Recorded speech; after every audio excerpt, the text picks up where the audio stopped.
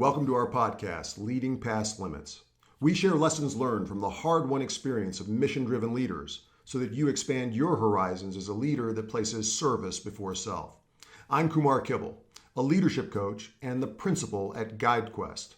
I've been passionate about developing leaders since graduating from West Point more than 30 years ago, and have led high-performing teams as a military officer, special agent, diplomat, government, and corporate executive.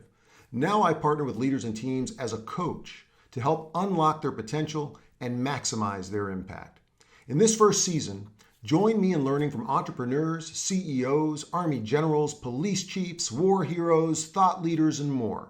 Be sure to subscribe and don't miss out on lessons learned from the real world School of Hard Knocks.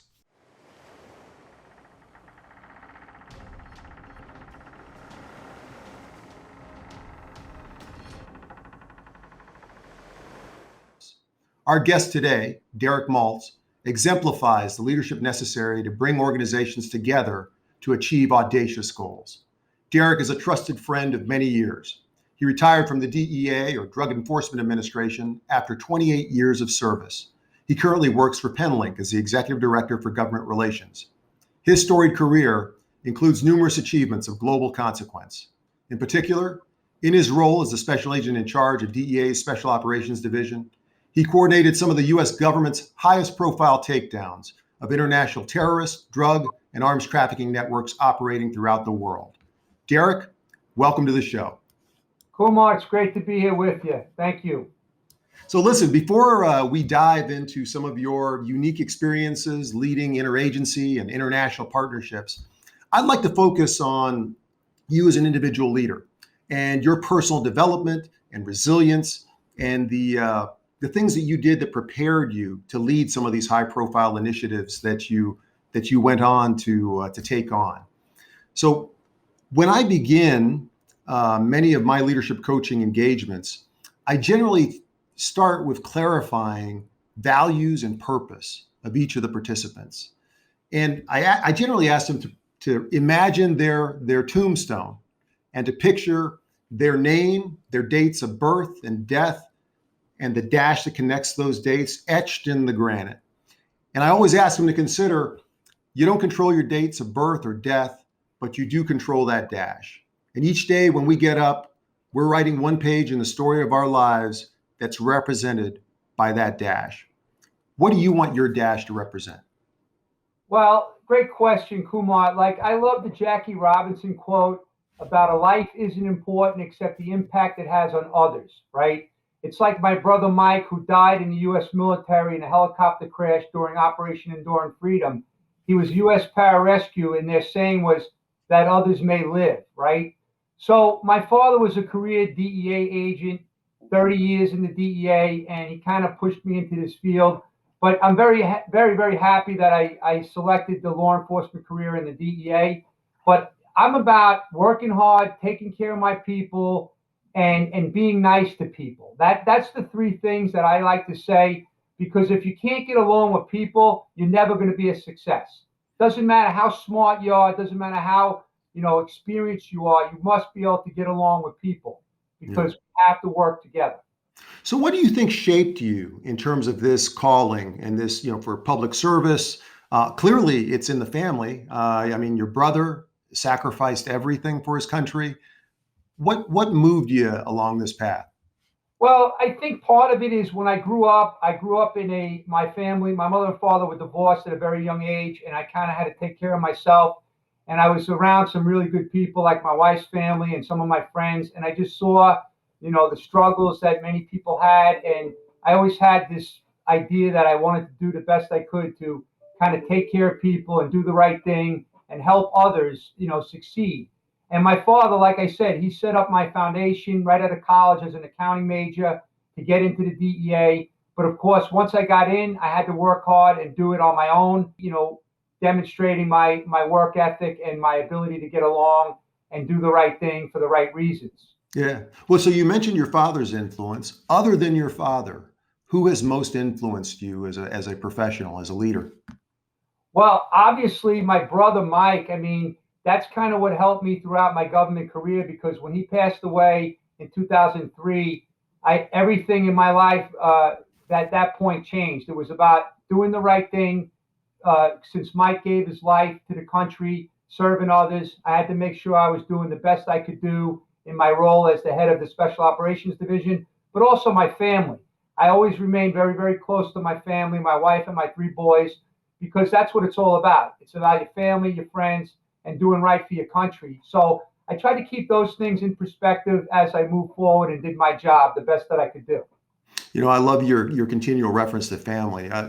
Similar to you, I mean, I went through a life-changing experience in terms of cancer and going through chemotherapy. And even though if you had asked me what my values were, I would have said faith and family and friends, but I wasn't living that way until I actually went through that experience. And I love how you keep bringing it back to your family. But you also talked about, once you're in DEA and you're now, you've had some assistance from your father, the influence of your brother Mike.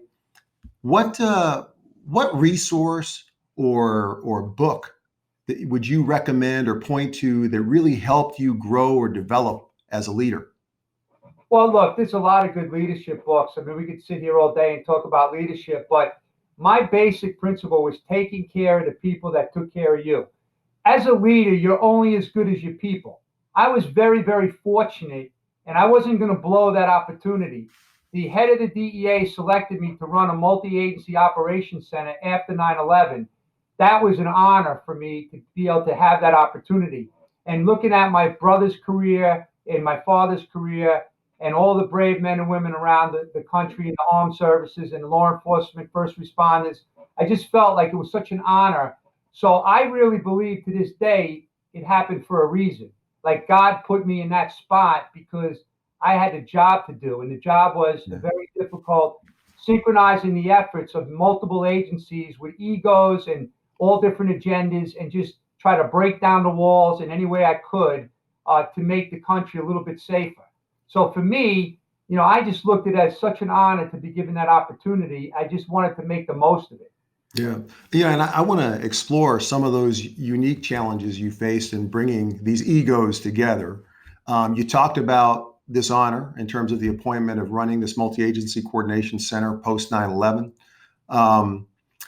Tough time, tough period of transition, a lot of uncertainty. We both have faced difficult challenges across the course of almost 3 decades of service. What's your top strategy for remaining resilient during tough times? Well, again, for me, it's about putting things in perspective. When you look at your sons, you look at your wife, you look at your nephews and nieces, and you see all these challenges in the world, you're just so appreciative of what you have. So you just try to do whatever you can to give back, right? Mm-hmm. When I was at the SOD, it was always about my brother and his ability to just be resilient. When 9/11 hit, I mean, he wanted to go back and fight. He didn't want to retire. And even he told his mother that he's going to see the next time she sees him would be in a body bag, right?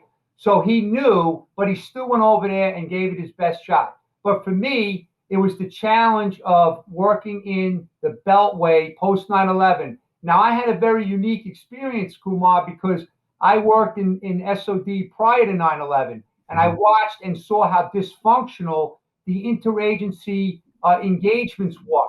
And after 9/11, coming back 2 years after 9/11, 3 years after 9/11, it was really, really motivating to me that I had a big job on my hand and a very difficult lift.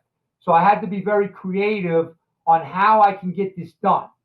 So yeah, let me ask you, what were you observing that was breaking down coordination pre 9/11? What were the types of things you were encountering? Prior to 9/11, there was a big shift in drug trafficking coming from the Caribbean into the U.S., right over into the southwest border into the U.S., right? So whether it was Homeland Security or DEA or FBI, everybody was fighting for the turf, right? Everyone wanted to be the lead. Now, of course, DEA had the lead agency, label, which I'm against anyway, but that's another story. DEA, of course, felt that they were the leads on all drug enforcement in America. HSI, well, at the time it was ICE, they were trying to establish themselves after the reorganization of DHS. And then, of course, FBI, they have jurisdiction on all the crimes. So I just watched a lot of withholding of information, and I watched a lot of games being played. I watched lack of leadership, where the leaders would ignore this stuff and not hold people accountable at the highest levels of the government. So it really bothered me because I recognized that lives were on the line, right? Because people were dying.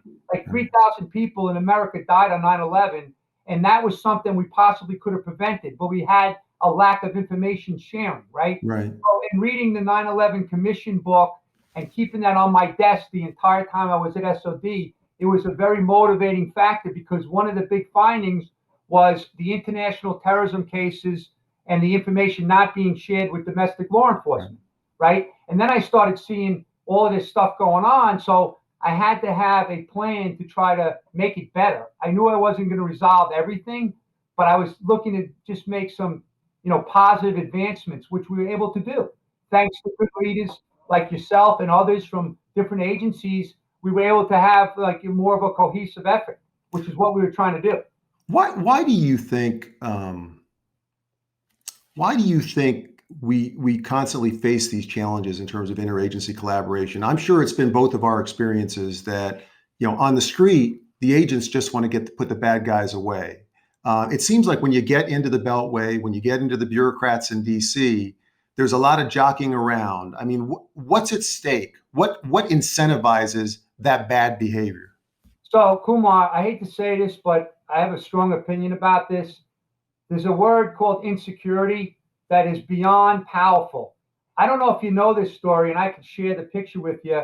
When I started at SOD, I had one of my program analysts create an image where it was Derek Maltz on an island with sharks surrounding the island. And the analogy was that it's the Beltway sharks looking to take you down because SOD historically, at least within the DEA, was a high profile operational center. And with the other agencies, there were people that were threatened by the center. Instead of embracing the center as a US government capability to keep Americans safe, they looked at it as a threat to their own advancement. And that's something that's really troubling. And that's still going on today. And it's not just external to DEA, it's internal in the DEA. So it was really, really sad to see how severe that was really going on post 9/11 in the Beltway. And so I had to come up with innovative ways to break down some of these walls and build the partnerships to grow the operation. So I'd like to ask you to get into those. But before you do that, Derek, would you give a little background for those that are not as familiar with the mission of the Special Operations Division and just kind of lay out what it looks like 500 some personnel, 30 some agencies actually due to your leadership, bringing it from 9 to 30. Could you give us a little more background about the mission and then tell us about the plan? So the Special Operations Division was started around 1992. Very, very innovative, visionary agents from the DEA working with Department of Justice attorneys. They needed a way to better coordinate efforts to go after the Cali and Medellin drug cartels in Colombia. So they came up with a program, very, very, very talented men and women, and they executed the program back in those days, and they had a lot of successes. They were doing a lot of wiretaps in New York, LA, Houston, Chicago, Miami, and they were absolutely decimating the cartels. Well, after the operation started building some attention and notoriety, it started to grow. So when I got there the first time in 1999, there was about 8 or 9 agencies there. And when I came back in 2005, there were 9 agencies. But I recognized that the people before me, they built such a solid foundation that I was able to then grow the operation with the great support that we had. But the number one job of the Special Operations Division was basically to synchronize the operations that were going on in the multiple agencies in the field, try to put the pieces together of these transnational crime networks, and try to get the maximum prosecution and the maximum impact against the criminal networks. And it was a very difficult task, but because of good partners, we were able to have some successes along the way. But it was, a daily challenge, a daily grind, like most of these jobs. But it was also rewarding for me because we built up such a good, solid foundation over the years.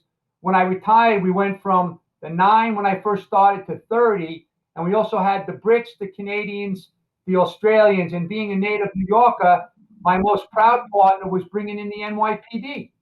So, I have to say, and some of my best years in my professional career were working on the DEA Southwest Border Task Force in LA. And they taught me everything I know about wiretap investigations and coordinating multi-jurisdictional investigations. And I brought that home to Homeland Security when I returned. I have to say, SOD is probably one of the most successful interagency and even international partnerships I've ever witnessed. What are the essential principles that have to be in place to build that kind of a partnership?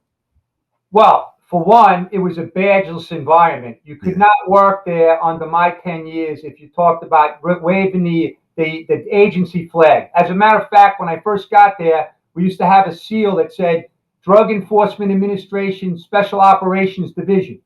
I made them remove the DEA from the seal, and I put everybody's seal the same size. It sounds corny, it sounds stupid, but its perception is reality, right? Yeah. People felt more ownership into the operation. So that was one of my challenges right off the bat. There was no reason for me to advertise that I was in charge of this operation.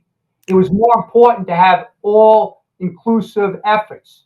We had to have a unity of effort to be successful. The threats were too significant and too complex to worry about any one agency's resources or expertise, because every agency in the federal government in law enforcement brings unique expertise and training to the table.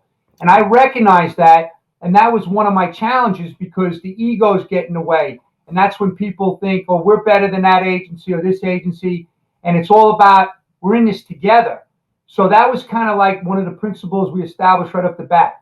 But the most important thing we did, Kumar, is we built a deconfliction tool up in New York when I was there in 2003.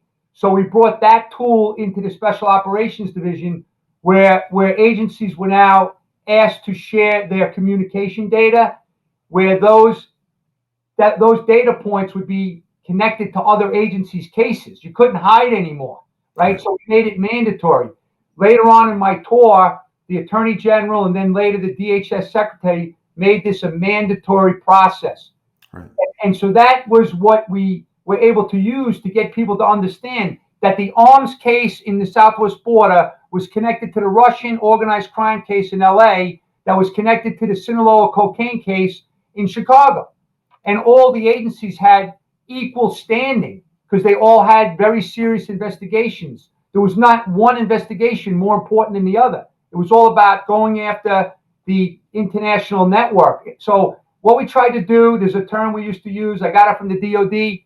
We were trying to illuminate the network and then identify the vulnerabilities to develop the evidence to prosecute them and extradite them and put them in jail and take them out of business. So that was the goal. Now, Derek, I remember occasions and cases that I had that were coordinated through SOD, and sometimes there were conflicting ideas or philosophies or strategies in terms of how to disrupt and dismantle. Usually, I mean, because each office or jurisdiction is bringing their narrow view of the broader network. What's an example of the types of things that you did to resolve those kinds of conflicts? Great question. And this is one of these questions that I love to answer because it was your old agency. So I was brand new SOD, SAC. I was TDY. It was kind of like maybe like May of 2005. And there was an ASAC, Fred Long, I think his name was. I forgot his last name from ICE. And he came into my office and said, we have a big problem, boss. Operation Doughboy is a major case for ICE all around the country, all around Mexico. And our main target came into America, is in Chicago for St. Patrick's Day. Actually, it was March. St. Patrick's Day, and the DEA in Indianapolis wanted him arrested because he was also a regional target for the Indianapolis DEA office. Mm-hmm. So I was like, all right, let me check into it. Let me call the bosses of DEA Chicago. So I talked to Rick Sanders and Tim Ogden. They were the number 1 and 2 bosses in Chicago. They laid out the scenario, and basically I had to make a decision. To me, it was a no-brainer.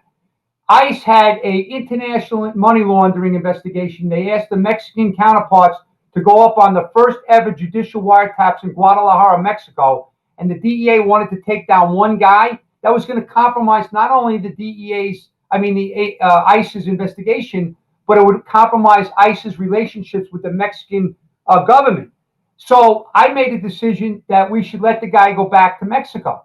Well, the U.S. attorney from Indianapolis, Susan Brooks, I'll never forget it. She called the head of DEA and was yelling, "Who's this guy at SOD? How is he making that decision? It's not his decision." And I'm like, look, I'm just recommending what's in the best interest for the U.S. government and America, not any one agency. So after that day, the ICE leaders at the time were actually blown out of the water because they couldn't believe somebody at DEA SOD would make that kind of decision. Yeah. That was a good start for me in 2005, Kumar. And yeah, I mean, you were picking up momentum since then, because I can't think of anyone that I've come across in my career that has a similar reputation for being an honest broker and even going against the internal equities of your own agency to do the right thing. Exactly. And, on that note, I want to share something with you because you keep asking about these things that you believe in. Well, if you're an executive in any company, in the government, the higher you go up in an organization, the more people that are watching you and listening to you. If you're not consistent, if you're not authentic, you're going to be exposed. And in law enforcement, it's even worse because they're professional investigators, right? So they understand when people are lying and people are phony. So for me, I just feel that if you're authentic, you're genuine, and you're real, then you're going to be more believable. More people are going to want to follow you. And if you start playing games, you're going to be exposed and you're going to be done in the government for sure. I completely agree. I mean, when I talk about building trust in the workplace, I talk about 4 components: sincerity, reliability, competence, and care.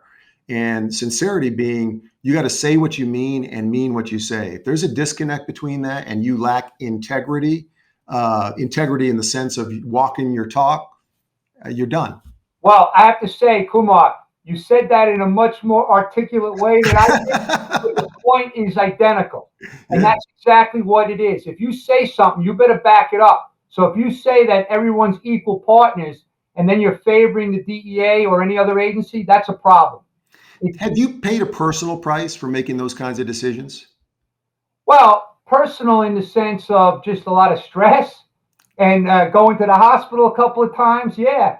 But, certainly my family time was definitely impacted.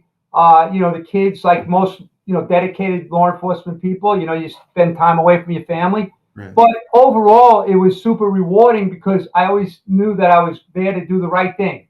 It wasn't the right thing for me. It wasn't the right thing for DEA. It was the right thing for the taxpayer that paid us a lot of money to do the right thing to keep them safe.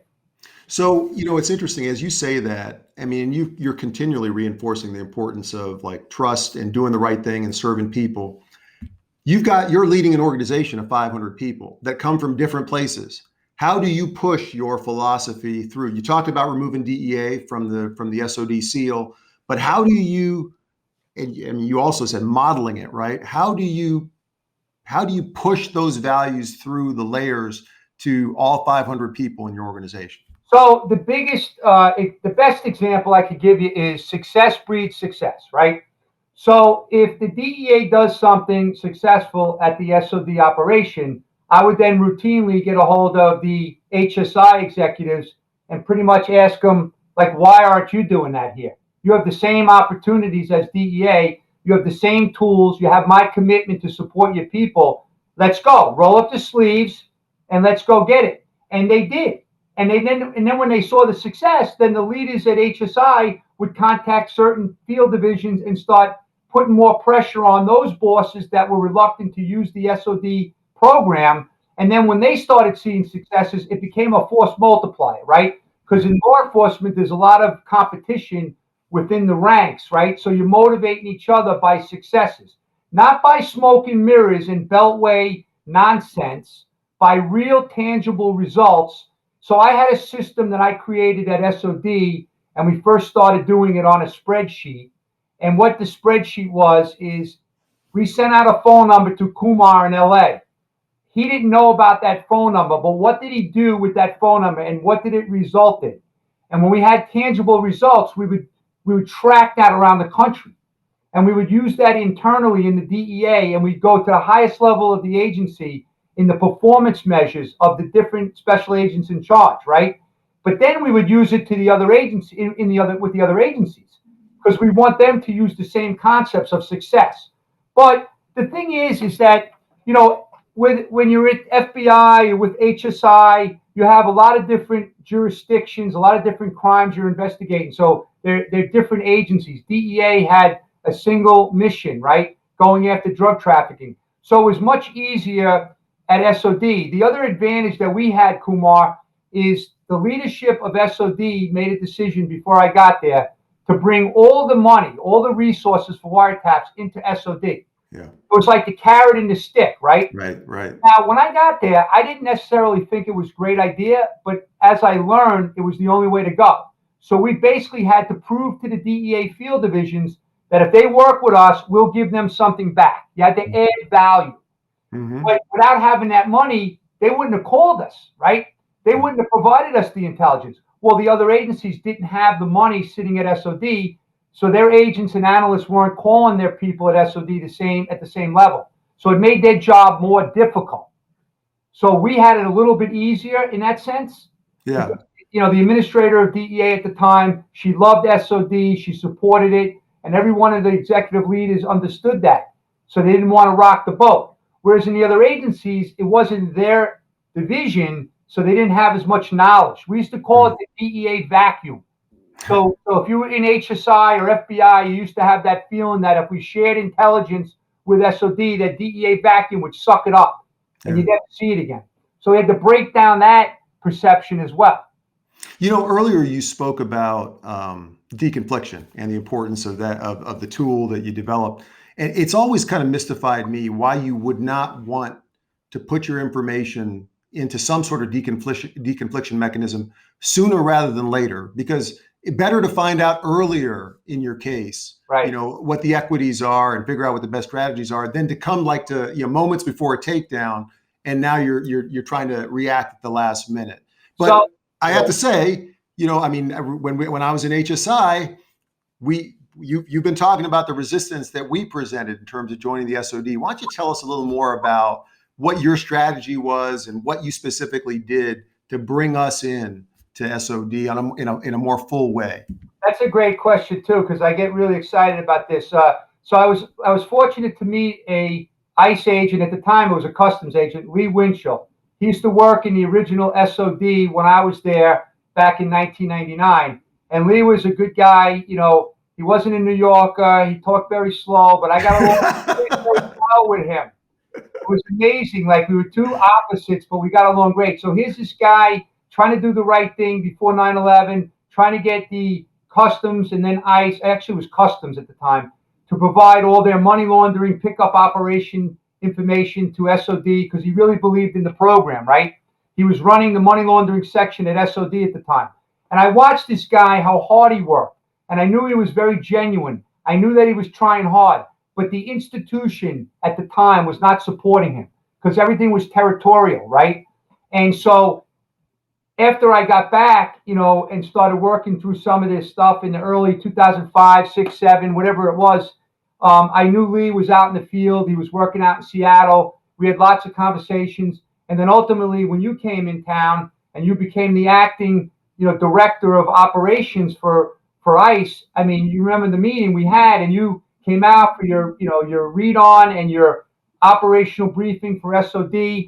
And you saw that, like, you were able to tell from the beginning that Maltz is going to do the right thing. He's not going to hurt my agency. He was going to definitely be supportive of our agency's mission. And you started getting more involved and started helping direct your people what your expectations were. And you were only acting at the time. And that's what's most impressive, because you did the right thing for the right reasons.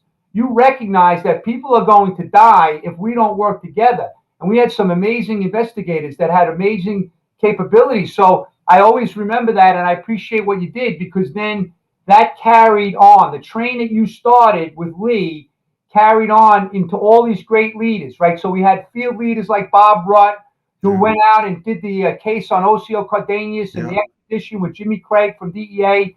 And then you had guys like Jim Dinkins come in, and you guys got along great. And then Peter Edge came in as director. Right. And it was this unbelievable momentum that we created. Do the right thing for the right reasons, and we're going to work through everything. There's no problem we can't work out together. And that was kind of like really exciting. But as you know, like we just created, like this equal, agency opportunity at SOD, right? So it didn't matter if if you had one agent or 10, you were created and you were equal to everyone else. So for ICE, when they came to SOD, they brought so much intelligence to the table, and they had some guys like Steve Kagan, who's now the SAC of Denver. Steve was a really smart guy. He was very, very protective of the mission of ICE, but he was also very fair. So he would constantly expose some games that were being played by the DEA, and he'd bring them to my attention. And instead of getting mad at them, I loved it because I wanted the anecdotal information to bring to the leaders of DEA to put an end to that stuff.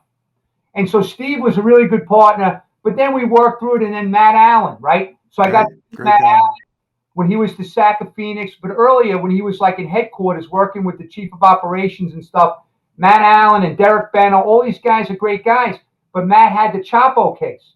And Matt will tell you to this day, he trusted me, he trusted SOD. He knew that his people in the Nogales, who were doing this amazing job, should work with DEA in Mexico, should work with DEA in SOD. So Matt showed me and demonstrated great leadership as well. And that's why that case was a success, because we put all the people together. So I want to get into the details of the Chapo Guzman case. But before I do that, I really would like I'd like to pull out kind of some of the specific actions you took that really laid the foundation for that collaboration that resulted in Chapo's capture. There were specific actions you took to bring Homeland Security in as a full partner. Would you share some of those? Yeah, so for one, for years, I keep saying ICE and HSI, but as you know, it changed, right? So HSI was running, at the time it was ICE, was running the money section at SOD, which was only one of like 8 or 9 sections that we had. Right. So I made the unilateral decision on my own in a way to get more engagement and ownership to put them in the front office as a deputy SAC equal to the FBI. Because I felt like perception's reality, right? If the field started seeing like, wow, that's pretty impressive. We're now in the front office of SOD. We have access to the command center of SOD and the executive conference room. Well, that little action really went a long way because people started feeling it was much more inclusive, right? We weren't leaving them out of executive meetings. We were bringing them in on everything. When the ICE agent was killed tragically, Jaime Zapata and Victor was shot. We had a press conference, live press at SOD with Fox News. I refused to have Fox News in the building unless Louis Garcia, the deputy SAC from ICE, could speak on camera live. A lot of people in DEA didn't like that. But I was like, are you kidding me? It was one of their own that was killed. So little things like that actually, went a long way within the leadership and the working ranks of Homeland Security agents. And so we also... One of the things that interests me there, Derek, is because that you pay a personal price whenever you make some of these tough calls, right? Because I've got to imagine that the stakeholders that are already there, the FBI deputy, for example, he's looking at HSI. Listen, they've been resisting, kind of putting their information there. Why? How is it fair that now you're going to make them have the equal role as I do? I mean, tell me about that. So what happened was after I made that unilateral decision, FBI executive from headquarters called me and was very upset. Why I didn't consult with them? Why did I put HSI in a leadership role when they're not sharing information? So I had to explain to them. I said, look, HSI is a new agency. They're growing. They have growing pains. They're working through the kinks. However, the leadership at HSI is very solid. And I recognize that meeting with you and these other guys, Kumar. And so as a result, I said, the only way we're going to get HSI more on the train here is make them an equal partner. And the guy said, you know what, Derek, you're right. I'm willing to give it a shot. I'm willing to I understand your logic. We'll go for it. And it worked out beautiful. It was awesome. But the other thing I want you to know, because this is a really important story, and a lot of people just wouldn't believe this. So in 2007, 2008, the GAO, Government Accountability Office, had an audit they were doing on post 9/11 information sharing and why the Homeland Security at the time, ICE, wasn't sharing information with the other agencies. So, of course, running the U.S. Government Synchronization Center for Criminal Law Enforcement Operations, they wanted to talk to me. So I brought him into my office. I closed the door. I had the lead auditor and several people, and I gave them what I call a Maltz special. People jumping out of the towers, my brother dying in Afghanistan, death and destruction in America, and told these guys point blank, how is it possible that ICE cannot share information with this center and the OCDETF Fusion Center, which was another multi-agency center? And they couldn't believe it. And everybody was saying, Maltz, you're crazy. Why are you doing that? These are our partners. I said, because the good leaders of that agency are going to come together and they're going to get this right and we're going to make this work. And what happened was the audit report came out, and even the GAO lead auditor would call me up before the report came out and say, Derek, I just want to make sure this is accurate. Could you review it for me? Yeah. He wasn't supposed to be calling me, but he did. So once the report came out, DEA was saying, this is going to destroy relations, Derek. You really screwed it up. Well, guess what happened? John Morton, Michelle Linhart immediately had a meeting, and they worked it out, and they said, there's not going to be any more problems between DEA and HSI. And guess what? Leaders like yourself and Jim Dinkins and Peter Edge, real leaders, came out of the woodwork and started making things happen that never happened before. Because every one of us recognized that it was much bigger than us individuals or our agencies. It was about defending the country. And that's what I'm most proud of. That was actually one of my proudest moments at SOD, to get HSI and ICE to come together. DEA and HSI to come together, to work together. And of course, we always had to deal with personalities all out there in the field and middle level management, but the leadership team was in sync. Yeah. The theme that keeps coming home again and again and again is the absolute necessity for trust, right? So you walked your talk, you made a bunch of tough calls, you did different actions to demonstrate that HSI is going to be equal partners when they come in with the information. And I think this really lays the foundation for the trust that underwrote, the capture of Chapo Guzman. Tell us a little bit about what made Chapo Guzman such a significant, high-value target. Well, as the leader of the Sinaloa cartel for many years, right? And then to amass billion, 2 billion, depends who you talk to, in wealth from global drug trafficking and all the murders that he conducted over the many years. Obviously, Chapo was paying off the highest level of the Mexican government. So anytime law enforcement had operations to arrest him, he was always getting away. He was like the Houdini of the cartels, right? He was always getting away at the last minute. And it was really annoying because we were planning these very, very, sophisticated operations with the Mexican Marines and the Mexican Army, and it never worked out, right? So anyway, for me personally, it was kind of like, he was like the Osama bin Laden for drug trafficking, right? Right. Everybody wanted Chapo because he was, escaping all the time, and he was creating all this chaos around the world and making so much money, poisoning our streets, our cities and stuff. So with that case, we had to have a team effort, right? We always say that, but we had to have it. So HSI and the Nogales had a very, very good case. DEA of Long Island had a very good case with lots of informants. And of course, SOD had a lot of intelligence from the multiple agencies. The FBI had a really good informant into the communications infrastructure of the Sinaloa cartel and Chapo himself. Very, very challenging times, but we had to come together. So in January of 2014, we actually had a meeting in Mexico, which I was at. And the whole purpose of the meeting is because we couldn't get information sharing synced up between the intel community and one agency in law enforcement with the larger law enforcement team. So we had to have a meeting with the ambassador, and all the agencies participated. We had to roll up our sleeves, yell and scream at each other, but really put it all on the table. And we left there with an agreement that all the U.S. agencies would coordinate their intelligence through SOD, and all of the stuff that we had at SOD would be given to the country team in Mexico. And Paul Crane, who was the leader of the DEA at that time, would make a decision with the ambassador and others who to give that information to capture Chapo Guzman. And Paul was very smart. had a lot of experience working in Colombia, had really good relations with the Marines, the CMAR, the brave warriors on the front line. Yeah. And ultimately, the information was passed to the admiral, and they went out and they had success. I mean, obviously, you know the story when he escaped, and we found him down at the beach in a beautiful hotel. But the key to this success was just getting everybody to have some ownership. It wasn't any one person or one agency. It was this team approach, which seems very basic, Kumar. It seems like this should be happening on every case, especially after 9/11, but that's not the reality, as you know. What do you think is the biggest obstacle to that? Egos and insecurity, because people, like, there's an old saying, right? They try to blow my candle out so their candle can glow brighter.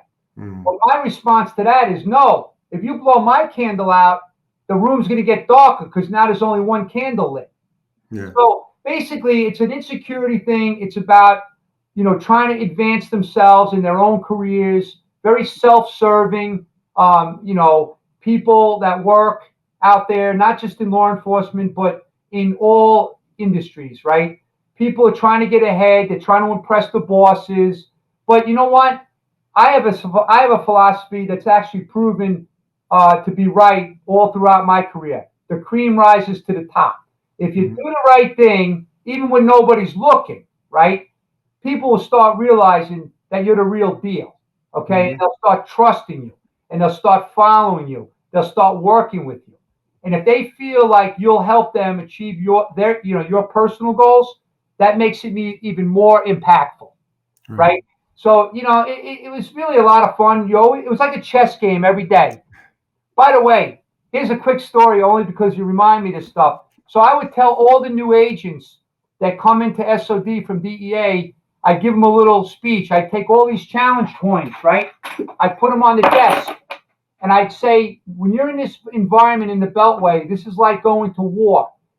Those represent IEDs in the ground. If you're not smart and you're not using your head, you're gonna step on one of those landmines, and you're never gonna recover in your career. You have to understand the politics, the relationships, the goals of all the agencies, and you have to first study it before you start maneuvering. And you can't go full speed ahead and try to run people over, because you're going to hit a landmine and you're going to blow up and you're never going to recover. The way you have to do it is study it like a general going to war, go through the minefield to get to the goal. And I would do this whole 30-minute, exercise with them to get them to understand, like, this isn't fun and games. Like, we have a very important job, and we have no time for people that are going to play games here. Yeah, you're hitting all the key elements, right, of building a coalition, right? Political savvy, which you were instructing them in, the partnering, influencing, negotiating, understanding what the other party's interests are. So, Yeah. I mean, doing strategic thinking, which is a component of leading change. You got to pull all of that together. Right. What you just hit on was actually beautiful. Like, you have to understand, what is their goal? What are they trying to accomplish? It's not just about what you're trying to accomplish individually. Right. What's your agency trying to accomplish? Well, this is one of the things that I knew. Yeah. When DHS was formed, right, you had, like, all these agencies came together. It was a mess for many years, right? Several years. So I recognized that HSI was trying to get themselves out of the mud of this mess and start doing productive operations around the world like everybody else. They had a very difficult challenge. So I always recognized that, and I always gave HSI the benefit of the doubt, because I knew the people were trying to do the right thing. So I studied what their challenges were and tried to use my influence and my position to help them achieve their goals, because I knew that if that happened, it would help me achieve my goals. Yeah, and I got to tell you, from my perspective, I mean, the thing that made the difference at SOD versus other high-profile task forces and other organizations was that badgeless environment that you talked about, and you being an honest broker. Because I can think of other initiatives where you're welcomed in, you have access to information, you work the cases, but it still very much remains, under the brand of one particular organization. And that can be really defeating in terms of trying to motivate people to serve, motivating your best people to serve over there. I mean, so I can't say enough about, your leadership at SOD and just what the environment that you created. Now, another point I want to kind of touch on is some of the innovative things that you did while leading SOD. You established the Counter-Narco Terrorism Operations Center. Tell me more about that. What led to that? What was the need for that? And what came out of it? Okay, so after 9/11, when I was at SOD, there was complete chaos because of the way people were coordinating terror information and crime information, drug information, right? So the director of the FBI, the head of DEA, the head of Department of Justice, Attorney General, they came together and they said, we need a unit at SOD with all the agencies because DEA had a worldwide presence of getting information from sources and everything on potential terrorism. So we needed a special coordination unit to work with the FBI and the intel community to ensure that we close some of the gaps with coordination, right? So they formed a small unit called the SCU, Special Coordination Unit. That was actually right when I left, okay, in 2002. When I came back, it was headed by an FBI counterterrorism GS-15. And we had DEA members in the group. DEA sent up a worldwide protocol that any information around the world that had anything to do with terrorism had to be funneled into the Special Coordination Unit to give FBI immediate visibility, right? To close the gaps of any potential information falling through the cracks. So it was an outstanding process. Well, the problem was it kind of fell apart because DEA as an agency, our leadership at the administrative level, the chief of operations level, started working like in Afghanistan, as an example. We started building up our presence and we started debriefing more and more informants. And we realized how much of an overlap between the terrorist networks and the crime networks there really was. So we started getting overwhelmed by DEA information around the world with potential terrorism. We couldn't handle it. The FBI, because they're part of like the NCTC and they're part of the joint terrorism task forces around the world, they didn't have the manpower to like beef up the Special Coordination Unit. And quite frankly, they really didn't want to be subservient to DEA on anything terrorism related, right? That's another story for another day. But what we had to do is we had to build up our own section so we can actually handle the workload. As terrorists began to increasingly rely on the proceeds of crime instead of the traditional funding sources for terrorism, the volume of work for us started to boom. So we had to create the Counter-Narco Terrorism Operations Center in like 2007, just as we started working on some of these major cases involving Hezbollah and the cartels and other terrorist groups with the cartels, right? And so it became like really, really a task force of an interagency group of dedicated men and women with expertise in international money movements as well. So we started seeing like monies moving back to Hezbollah, as an example, from the proceeds of major drug trafficking out of Mexico. So the SINTOC wound up becoming our hub of coordination for all narco terrorism operations in DEA worldwide. And we got a lot of support, not only from inside the DEA, but even the Department of Defense in their global threat strategy started using us as a force multiplier to help them develop intelligence on rockets going after the troops and other kinds of terrorist acts around the world. So DEA, as you know, has a very large presence overseas and also has a large contingent of informants around the world that were very, very important in the global war on terrorism. No, I think it was it in Project Cassandra that you made yet another innovation in terms of use of Section 311 of the USA Patriot Act, right? Yes. So when we started working on some of these cartel cases down in Colombia, we noticed that these Lebanese organized crime guys were moving billions of dollars around the world for the cartels. So long story short, we had to get some very, very smart contractors in the Beltway that had used 311 actions before against North Korea and other countries.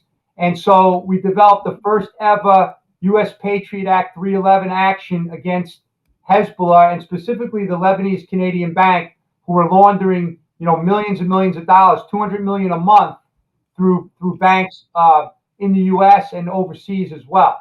All based on a trade-based money laundering scheme to support Hezbollah.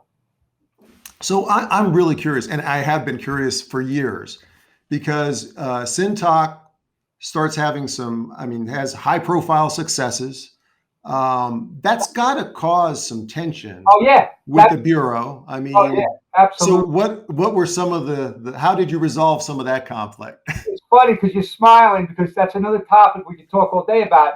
I had a very good relationship with the leadership of the FBI Counterterrorism Division. It was very clear that their number one mission in life was like Sunni extremists, Al Qaeda terrorists looking to take down towers and blow up cities and stuff like that. So they had a very, very, very, very intense workload. It was impossible for them to actually work on all these other cases around the world. So a classic example is the Mansa Qasar case. Mansa Qasar was one of the alleged masterminds in the 1985 Achille Lauro hijacking, where Leon Klinghoffer was killed and shot in the head on his wedding anniversary with his wife.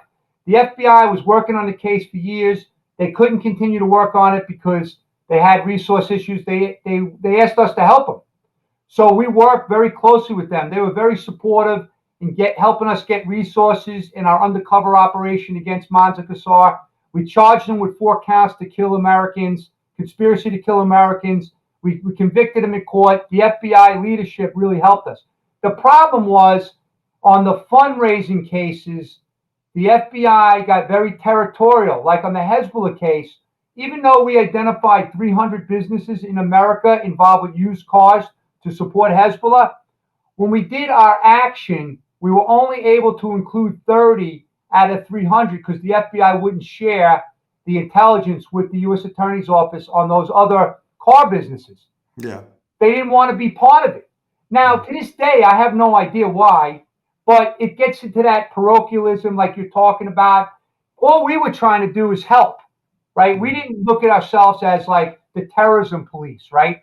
We looked at ourselves as good investigators with good access, good informants that had a global footprint trying to help the Department of Justice and the U.S. government prevent any terrorist acts. We were just trying to help. Right. What about, I mean, there must have been, because DEA is so international in your operations, there got to be, I mean, as you know, I served as an attaché overseas in a couple of different countries and was responsible for a region. There got to be occasions when your operational goals might be conflicting with some of the diplomatic endeavors or initiatives that are ongoing. Did you run into any of those see those kinds of conflicts? Not only difficult, but totally different goals, right? Yeah. So like the intel community had goals of just capturing people, right? Mm-hmm. High value targets. Well, we want to prosecute these people. That's our mission. So if it's not done in a coordinated fashion, it can compromise the prosecution in America based on the rules of evidence and everything. So we constantly ran into that at the higher value targets, right? And it was always a battle. We had to go meet and we had to sit down and go over everything. But we didn't always leave as friends because people got very intense with this stuff. But at the end of the day, we had to keep in mind that we're trying to protect the American public. We have to do what's right. We're not doing what's right for any one agency. So we were able to accomplish a lot of goals. One of the best examples is after we made the arrest of Mansa Qasar, and a lot of people in the country were a little bit like amazed on how we did that operation. So the White House contacted my boss, Mike Braun, and we had a meeting up there with Juan Zarate about going after Victor Bout. Victor Bout was a billionaire arms trafficker from the Soviet Union, and then when they collapsed, he bought all the weapons and the cargo planes to ship weapons around the world.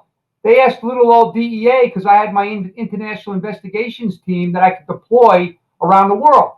And within 7 months, we had Victor Bout in custody in Thailand and charged with 4 terrorism counts, and nobody could believe it. Yeah. Actually, one of the best compliments we ever got was the defense attorneys in New York in Time magazine called us the Navy SEALs of DEA. That ruffled a lot of feathers because, like, who is this team of DEA guys? How are they running around the world with informants? Why are they not conforming to the MOUs and policies all over the world from 1960, right? All these antiquated policies that don't make any sense anymore with the complex criminals that operate now. Everything's overlapping, right? Mm-hmm. And so we had a very agile opportunity to go after these guys because we had a streamlined approval process for expenses and approvals.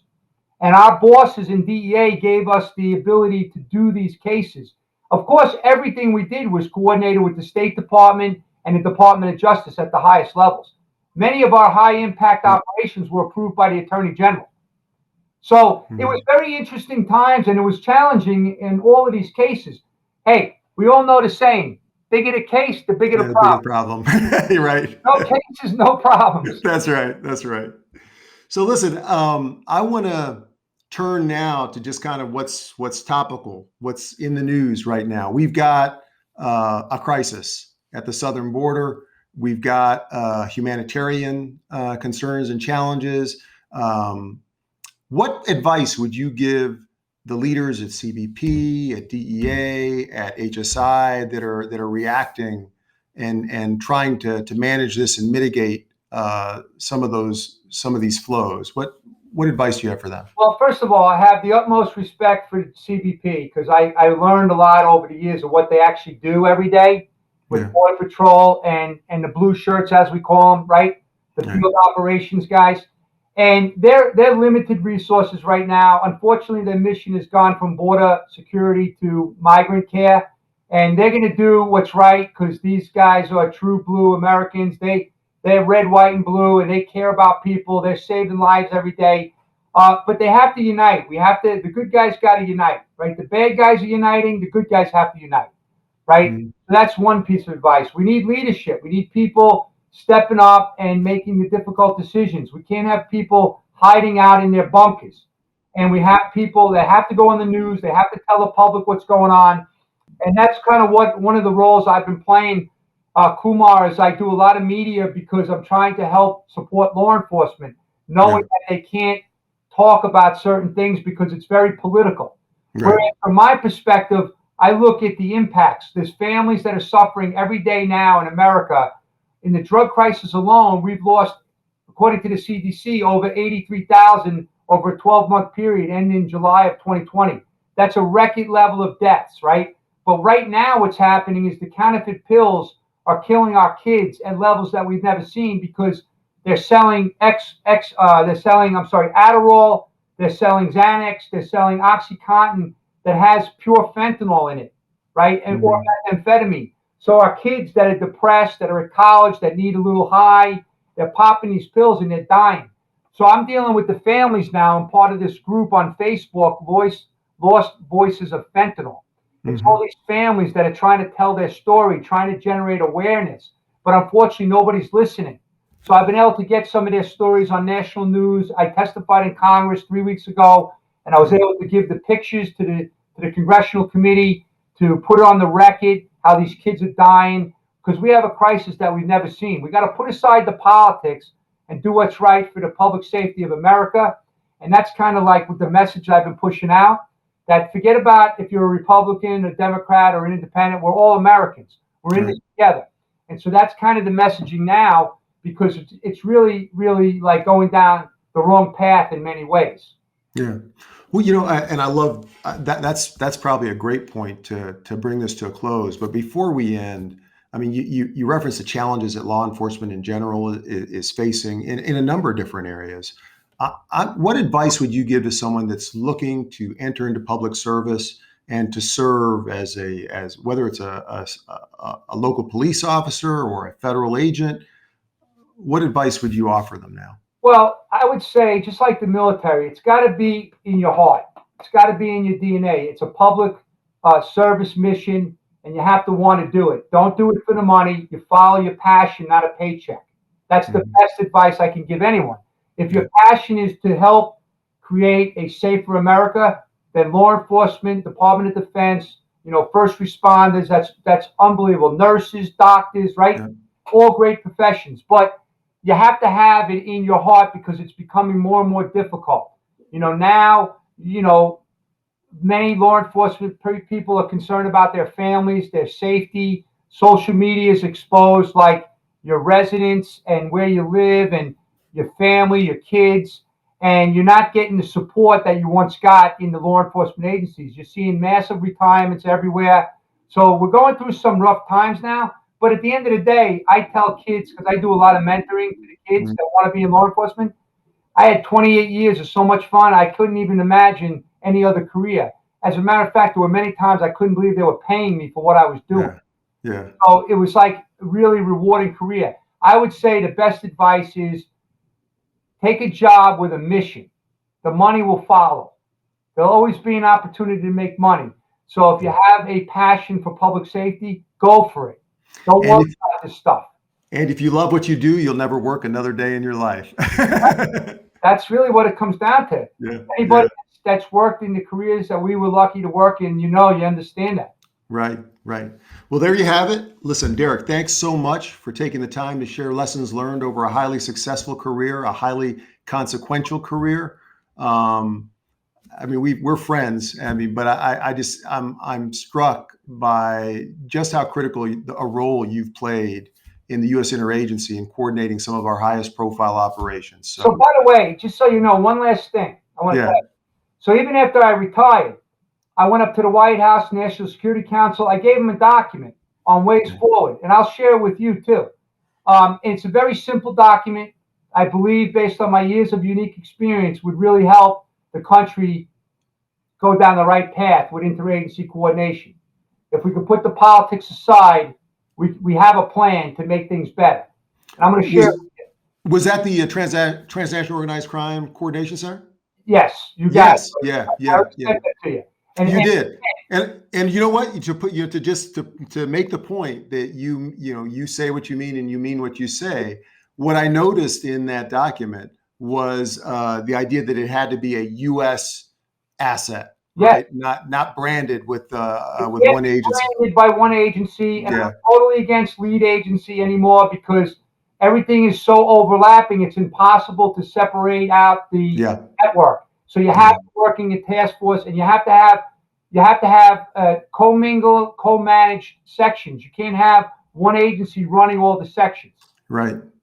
I've often wondered, like, what a Goldwater-Nichols Act would look like for federal law enforcement, in terms of unified combatant commands, let's say. And I mean, uh, it's challenging just because of the different context and the U.S. Attorney's Office and the way different organizations are. But we do need something like that We in federal definitely law need enforcement. the thinking caps to go on and Yeah, strategies because what we've been doing isn't good enough. yeah, yeah. Well, Derek, thank you, and I look forward to sharing a cold one with you at some point. Definitely. Thank you very much. It's been fun.